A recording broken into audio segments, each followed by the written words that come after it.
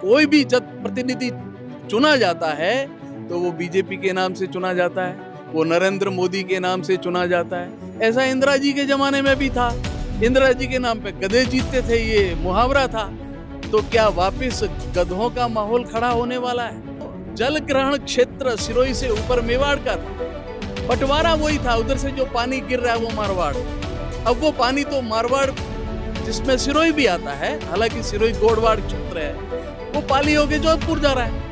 और अब थोड़ा बहुत पानी आने की संभावना कोटड़ा तहसील से थी, उसको भी ले जाने की योजना बना रहे हो, वहां के लोगों को भी विस्थापित कर रहे हो। लुम्बाराम जी के पक्ष में पहले मैं एक बात कहूंगा कि देश आजाद होने के 80 वर्षों बाद सिरोही जिले का स्थानीय कोई व्यक्ति सांसद बना है, ये पक्ष की बात है।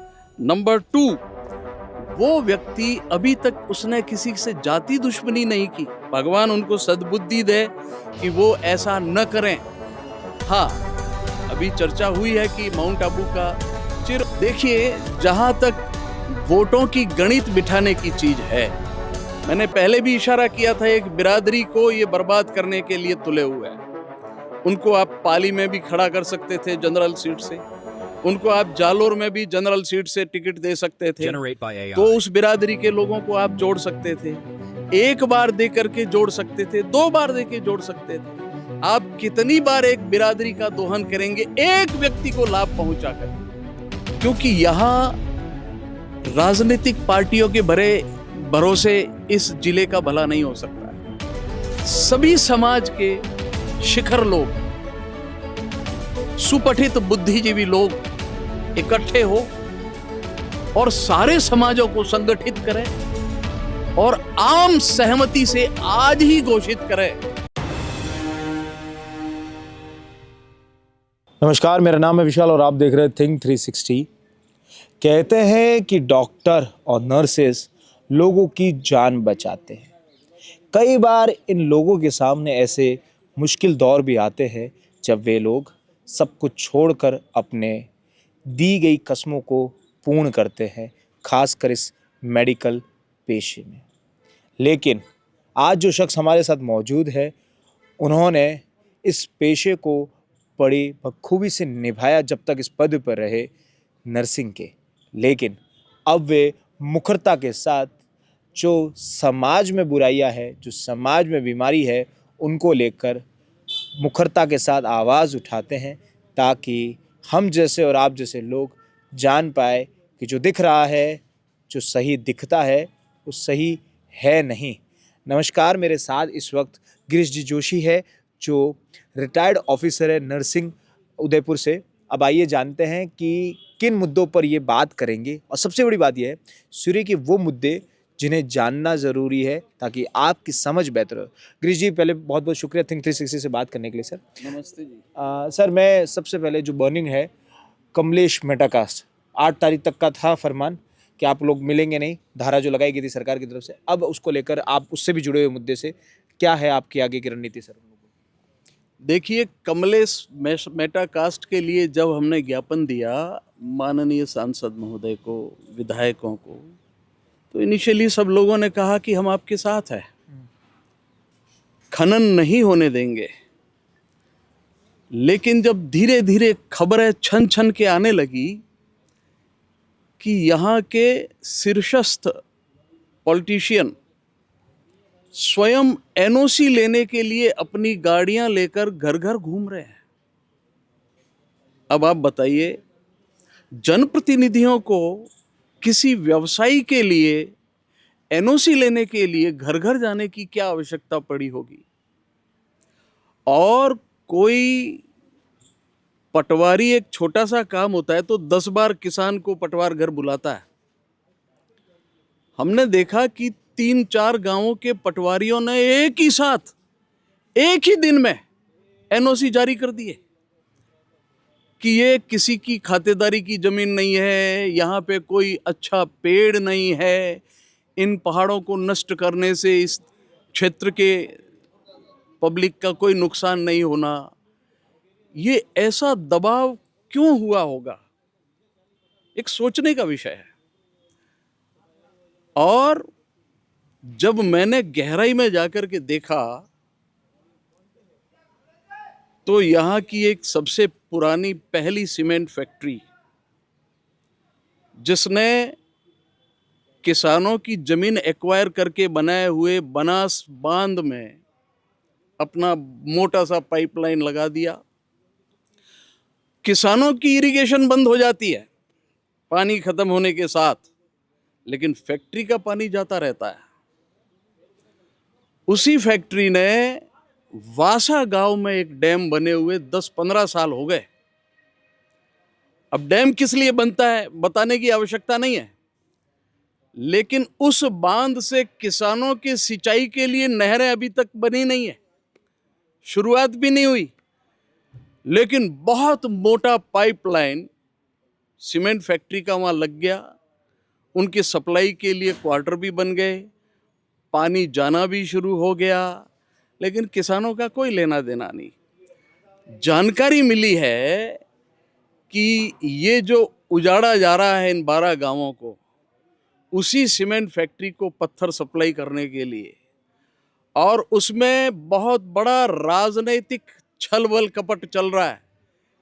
कई लोगों की हिस्सेदारियां हैं, वो खुलकर सामने नहीं आ रही है, क्योंकि आप बैलेंस शीट देखेंगे तो बहुत छोटी बैलेंस शीट है, और उस बैलेंस शीट में 900 हेक्टेयर जमीन अलॉट हो गई आनन फानन में।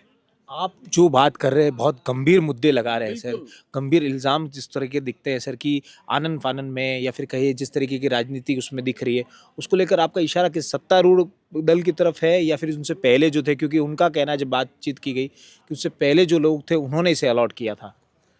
जब उन्होंने अलॉट किया था तो उनका स्वार्थ था। जब आज एनओसी जारी हो रही है, आज जमीन अलॉट हो रही है, तो इनका भी हो सकता है। जब वो मुख्यमंत्री थे तो माउंट आबू पे एक छोटी सी कोठी थी पुराने जमाने की रजवाड़े की, वो स्टार होटल बन गई, और आज भी कंस्ट्रक्शन नहीं करने का क्षेत्र है, वहाँ धूम धड़ाके से कंस्ट्रक्शन हो रहे हैं, आज वालों के हो रहे हैं।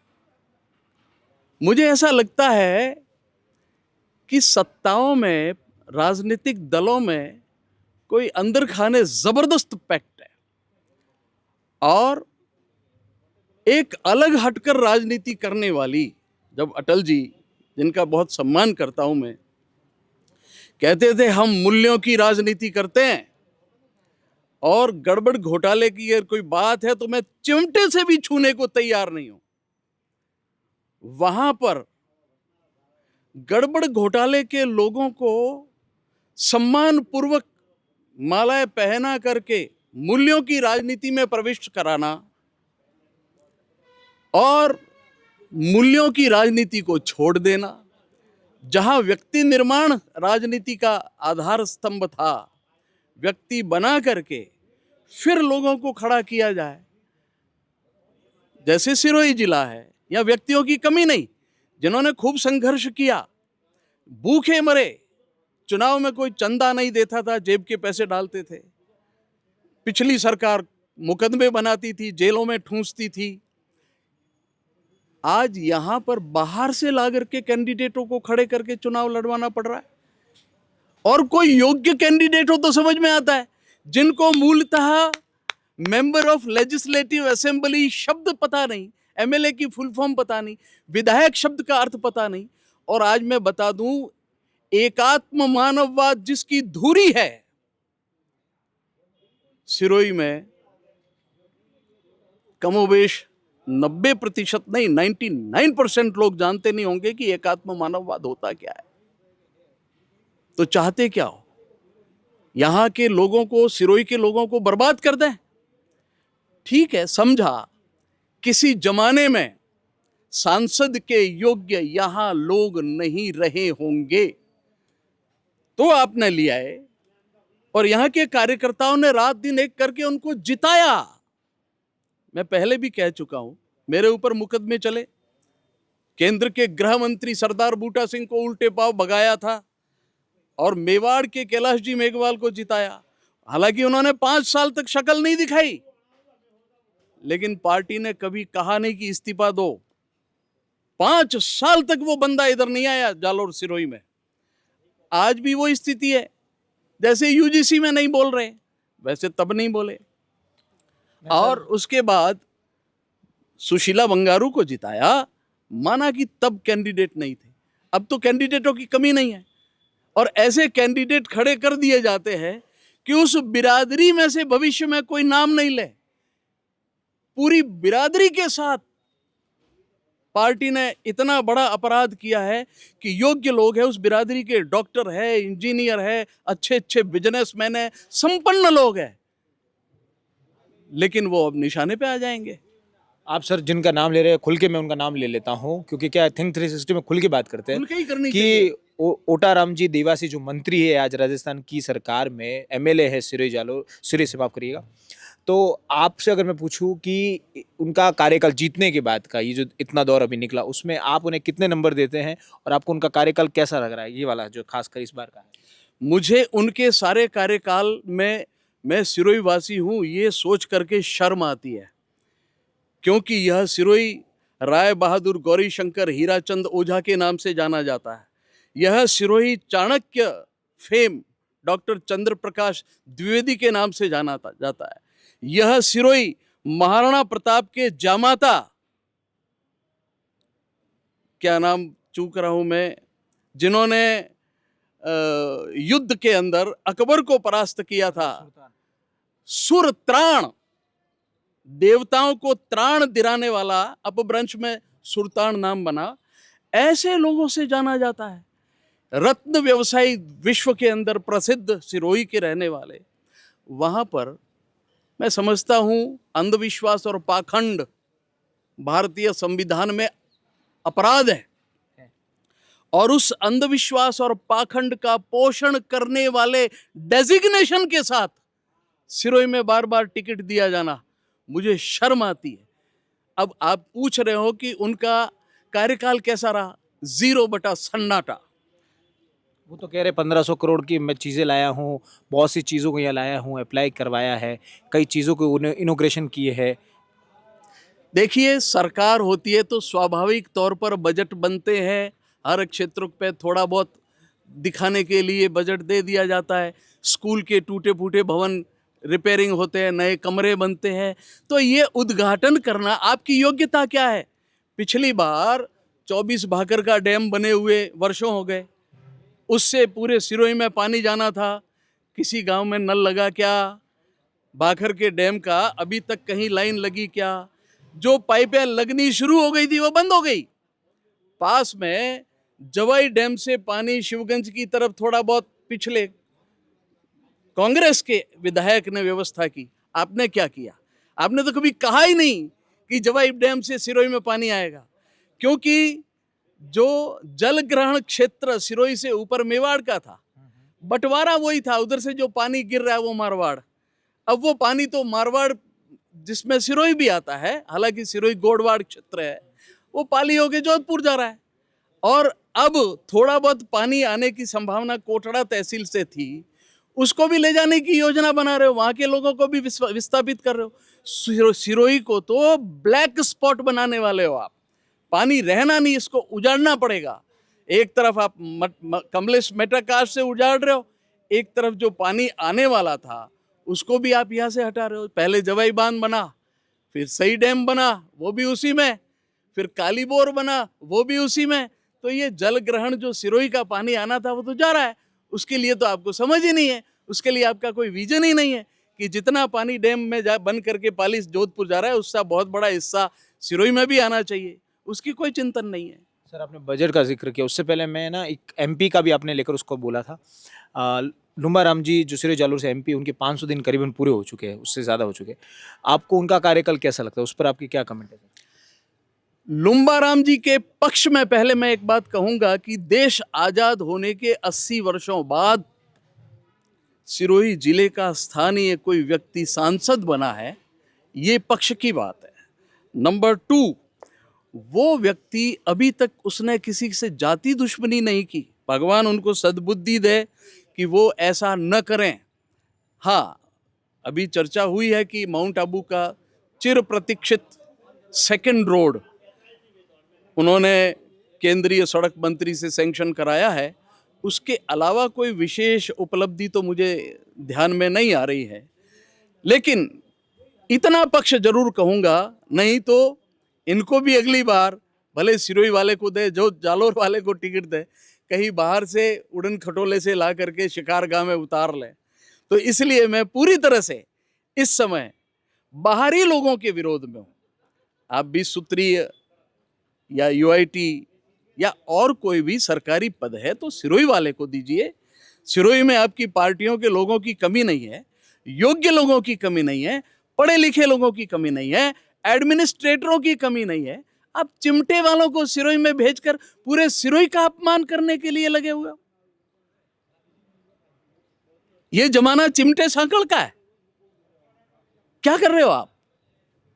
तो आपको क्या लगता है, क्या कारण है कि बीजेपी बार बार इन्हीं को यहाँ से टिकट के तौर पर देती है, प्रत्याशी तौर पर देती है? सर, आप इसका प्रमुख कारण क्या मानते हैं? देखिए, जहां तक वोटों की गणित बिठाने की चीज है, मैंने पहले भी इशारा किया था, एक बिरादरी को ये बर्बाद करने के लिए तुले हुए हैं। उनको आप पाली में भी खड़ा कर सकते थे जनरल सीट से, उनको आप जालोर में भी जनरल सीट से टिकट दे सकते थे, तो उस बिरादरी के लोगों को आप जोड़ सकते थे। एक बार दे करके जोड़ सकते थे, 2 बार दे के जोड़ सकते थे। आप कितनी बार एक बिरादरी का दोहन करेंगे एक व्यक्ति को लाभ पहुंचा करके? ये दुर्भाग्यपूर्ण है सिरोही के साथ, और सिरोही के लोगों को इन चीजों को समझना पड़ेगा। लोगों को राजनेताओं की दुर्भिसंधियों से रूबरू होना पड़ेगा, नहीं तो वो अपना नुकसान कर रहे हैं, पूरे सिरोही का नुकसान कर रहे हैं, और यहाँ की जो अस्मिता है उसको बर्बाद कर रहे हैं। अच्छा सर, लास्टली मैं आपसे जानना चाहूँगा, भारत का बजट आया है कुछ दिनों पहले, अब राजस्थान का भी बजट पेश होने वाला है कुछ दिनों में।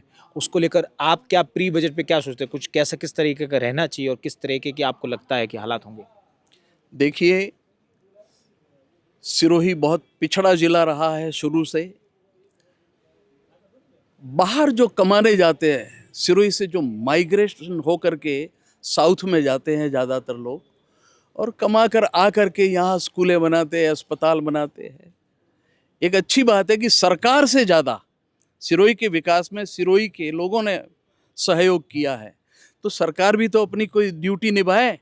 यहाँ 2 हवाई पट्टियाँ बनी हुई है, दोनों हवाई पट्टियाँ कॉमर्शियल यूज से नहीं है, नेताओं के उतरने के लिए या ब्रह्मा कुमारी के उतरने के लिए। जनता कब उपयोग में लेगी?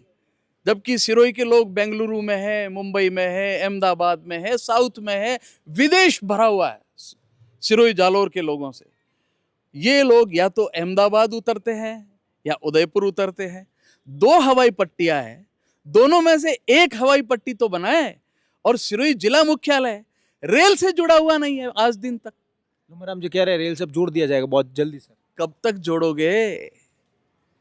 अब तो न्याय भी फास्ट ट्रैक कोर्टें खुलती है, हालांकि वहां भी फास्ट कुछ भी नहीं होता है। तो कब जोड़ोगे? कोई स्पेशल ट्रैक बनाइए ना आप, कोई विशेष अनुबंध कीजिए ना आप, कुछ विशेष बजट बनाइए ना आप कि इतने समय तक टाइम लिमिट में हम रेल से जोड़ देंगे, हम हवाई जहाज से जोड़ देंगे। आज पब्लिक यहाँ के किसी जनप्रतिनिधि को उसकी योग्यता से नहीं चुनता है। आज यहां कोई भी प्रतिनिधि चुना जाता है तो वो बीजेपी के नाम से चुना जाता है, वो नरेंद्र मोदी के नाम से चुना जाता है। ऐसा इंदिरा जी के जमाने में भी था, इंदिरा जी के नाम पे गधे जीतते थे, ये मुहावरा था। तो क्या वापस गधों का माहौल खड़ा होने वाला है? क्या एक सूत्रीय एक पक्षीय राजनीति राष्ट्रहित में होती है?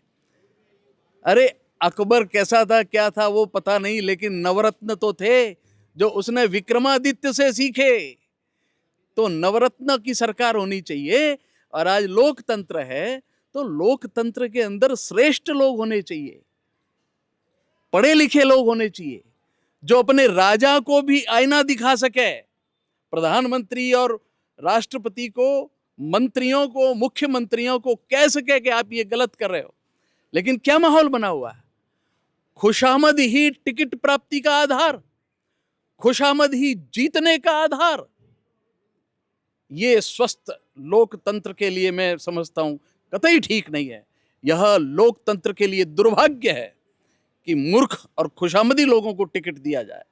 टिकट देने वालों को भी शर्म आनी चाहिए कि आपके मंत्री परिषद में कैसे लोग बैठे हुए हैं।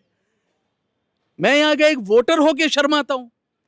कोई पूछता है आपके वहां के कौन मंत्री है, कौन विधायक है, तो शर्म आती है बताते हुए। राजा को भी शर्म आनी चाहिए कि मेरी मंत्री परिषद में कैसे लोग भर रखे हैं। अगर शर्म नहीं आती है तो वो लोकतंत्र स्वस्थ नहीं है या लोकतंत्र बीमार है। तो आपने सुना कि किस तरीके से गिरीश जी जोशी ने कई बड़े मुद्दों पर मुखरता पर बात की है। सर, और किसी मुद्दे पर आप जिस तरह की लास्ट टिप्पणी चाहेंगे बिफोर एंडिंग दिस टॉपिक? मैं ये दिल से कहना चाहता हूं कि यहां सिरोही में, क्योंकि यहां राजनीतिक पार्टियों के भरोसे इस जिले का भला नहीं हो सकता है। सभी समाज के शिखर लोग, सुपठित बुद्धिजीवी लोग इकट्ठे हो और सारे समाजों को संगठित करें और आम सहमति से आज ही घोषित करें कि सिरोही के ये विधायक कैंडिडेट रहेंगे, ये सांसद के कैंडिडेट रहेंगे, ये नगर पालिका के कैंडिडेट रहेंगे। बल्कि ये सीख करके गांवों में भी ये परिपाटी जाए और इन राजनीतिक पार्टियों को आईना दिखाना चाहिए। अगर ये सिरोही काम कर सकता है, क्योंकि सबसे ज्यादा पीड़ित क्षेत्र है, सबसे ज्यादा पलायन झेलने वाला जिला है, अगर ये कर ले तो इसके देखा देखी राजस्थान में और देश में भी ये गुंज हो सकती है। जब गलत काम देख कर लोग सीख सकते हैं तो अच्छा काम भी तो सीख सकते हैं। मेरी हाथ जोड़कर गुजारिश है जिले के सारे बुद्धिजीवियों से, सारे पत्रकारों से, क्योंकि आज समाज और राष्ट्र को सही दिशा देने का काम पत्रकार जगत करता है। किससे इंटरव्यू करना, किसकी बात छापना या टीवी में चलाना, ये पत्रकार तय करता है। तो पत्रकारों के इस कंधे पे बहुत बड़ी जिम्मेदारी है। सिरोही के लिए पत्रकारों की भूमिका बहुत बड़ी होनी चाहिए और यहाँ के निवासियों की भूमिका होनी चाहिए जो अपने आप को बुद्धिजीवी समझते हैं। तो आपने देखा कि बात उसकी है कि कैसे एक लोकतंत्र को स्वस्थ रखा जाए, कैसे अपनी जिम्मेदारियों को आप पूरा करें और कैसे जो सत्ता में बैठे हैं उन्हें तालियों की गूंज से नहीं, अपने प्रश्नों की आवाज़ से उनके काम को पूछा करें। आप पूछे, आप माने, लेकिन प्रश्न पूछते रहे। इसी तरह अपने राम विशाल को देखते रहिए और थिंक 360 को साथ बनाए रखें। शुक्रिया।